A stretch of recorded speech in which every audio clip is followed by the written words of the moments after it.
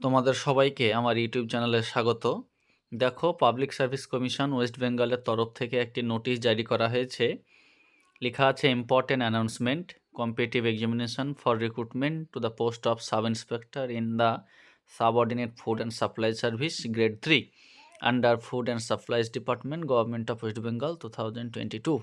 অর্থাৎ 2022 সালে যে নোটিশ জারি হয়েছিল ফুড সাপ্লাই ইন্সপেক্টরের পরীক্ষার জন্য, সেটা সম্বন্ধে এখানে বলা আছে। দেখো, attention of all the candidates who have applied for the above mentioned examination is hereby drawn that the commission will hold the competitive examination for recruitment to the post of sub-inspector in the subordinate food and supplies service grade 3 under food and supplies department government of West Bengal 2022 tentatively on 16th March Saturday and 17th March Sunday 2024।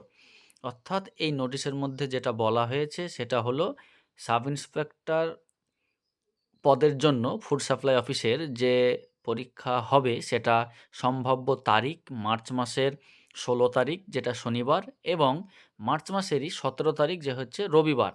অর্থাৎ এখানে যেটা বলা হয়েছে, food supply ইন্সপেক্টরের পরীক্ষা March মাসের 16 তারিখ এবং 17 তারিখ হবে, এটা সম্ভাব্য তারিখ।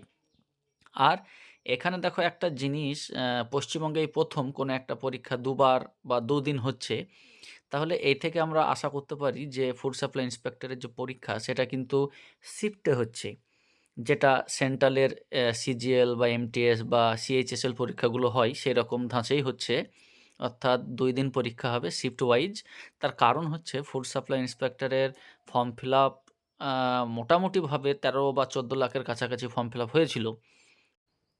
পশ্চিমবঙ্গ সরকারের সহায়তায় পাবলিক সার্ভিস কমিশন এই উদ্যোগ নিতে চলেছে,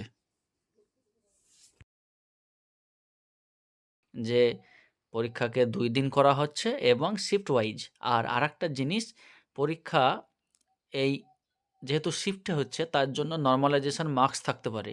অর্থাৎ বিভিন্ন শিফটে বিভিন্ন ধরনের প্রশ্ন কঠিন বা সহজ হতে পারে, তো সেই জন্য সমতা আনার জন্য নর্মালাইজেশন মার্কস কিন্তু থাকছে।